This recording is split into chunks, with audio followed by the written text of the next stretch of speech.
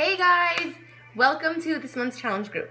I'm excited to have all of you here, and I wanted to just kind of make sure that you guys are all getting started on the right foot. And I know we all start excited, so I don't want you guys to lose that momentum. So what I'm going to do is sort of give you guys a checklist, which should be in the group already, and you should have gotten it with your email. It's just a checklist to sort of give you a little preseason guide. That way, by the time we get started, you can make sure that you've done everything you need to get started. So the first thing is first, I want you guys, if you're getting a new challenge pack for this group, I want you to go through and review your program. So review the workout calendar, review the meal plan, look through the different recipes, and if you're doing a program with the container system, make sure you're figuring out that equation they give you to decide how many containers you're supposed to have a day. Once you went through that, if you have any questions, then email myself, or if I'm not your coach, email your coach and just ask, or you can ask in the group, of course. It's just important so that you aren't confused on how the meal plan works, because I feel like anytime I've been a little bit like, I don't really know how to do that about a meal plan, I sort of push it to the back burner, and obviously the meal plan is a really big part of this. So you guys really need to dial in on that nutrition, because it is so true. Like, before I focused on my nutrition, I would go to the gym and I would not see any results. My pant sizes my numbers would increase instead of decrease, because I wasn't like doing anything different about my diet.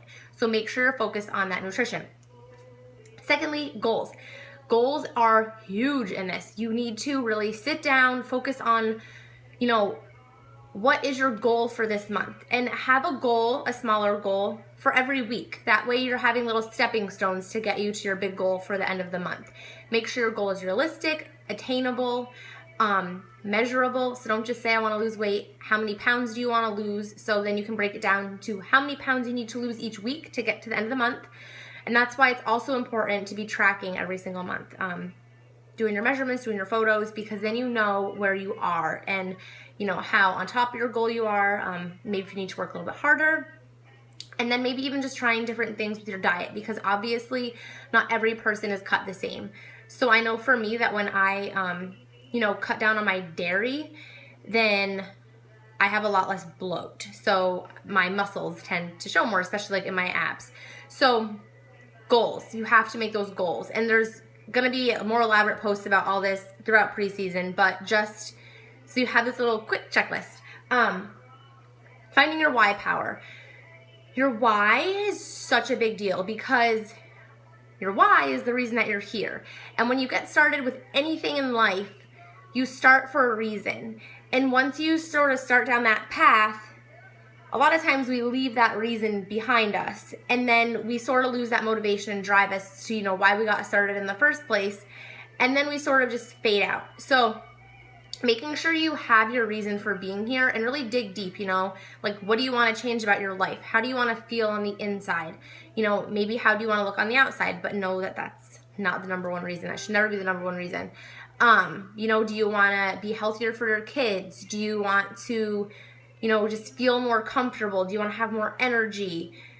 Whatever it is, and write it down. Stick it somewhere where you'll see it, hopefully each day. Put yourself a little reminder in your phone, maybe like, however many times you need to, but just so you're not forgetting why you got started, because that is important. You don't ever want to lose sight of your vision, because that will help with the longevity of your healthiness.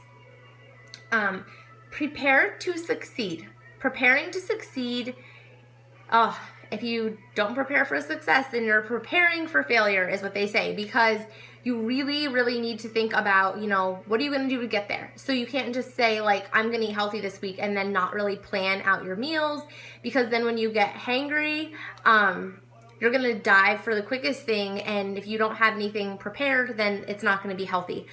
So, get the junk out of the house. Anything that's your weakness, you don't want it sitting around, because you're going to go for it. So get rid of that. Once you've gotten rid of all the junk out of the house, sit down and think about maybe some things you can have to replace those, because if you go on Pinterest, there's a ton of things that you can search for, like clean brownies or whatever, and most of those ingredients are approved in the meal plan. So this goes right into food prep. Oh, food prep. It's so important. It's you know, I recommend doing it 2 days a week just because I feel like food gets kind of grimy after a little bit. So I'll usually prep on Sundays and Wednesdays. So the best thing that I have found is that I go grocery shopping on Sunday, and I try to go in the morning. That way I have all day long to sort of prep, because I have a toddler and he's crazy and I can't just, you know, sit down and do everything all at once sometimes. So then it gives me the whole day.